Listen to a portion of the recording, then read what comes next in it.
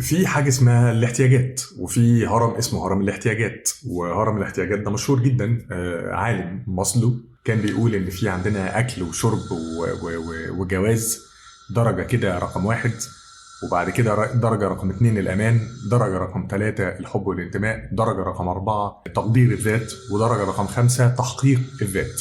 الحقيقة أنا عايز أتكلم على درجة محددة اللي هي الدرجة رقم ثلاثة، اسمها الحب والانتماء. أولا، معروف علميا أن عدم إشباع احتياج الإنسان احتمال كبير أن هو يؤدي إلى اضطراب من الاضطرابات النفسية أو الشخصية أو الحاجات دي كلها. والحقيقة أن النهاردة الدرجة دي تحديدا من الاحتياجات مخبوط فيها ناس كتير، مضروب فيها ناس كتير. يعني ناس كتير بتشتكي منها، وناس كتير بتشتكي من افتقادها في عالم يسود عليه المادية ويسود عليه المصلحة ويسود عليه حب الذات والأنانية أكثر من تشارك وتفاعل الحب ما بين الناس. أنا عايز أقول نقطة صغيرة في مسألة الحب والانتماء، وهبدأها بسؤال وهجاوب على السؤال.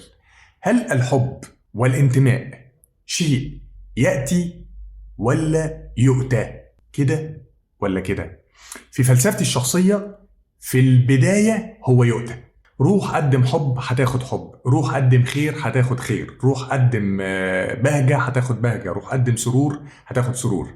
فالناس اللي هي متصورة ان حواليا ناس ما بتحبنيش، وحواليا ناس انا تعبان معاهم ومتضايق منهم، وحواليا وحواليا وحواليا، اعلم اخي العزيز ان الحب يؤتى ثم يأتي. فخد خطوتك وهتدعي لي بإذن الله. سلام.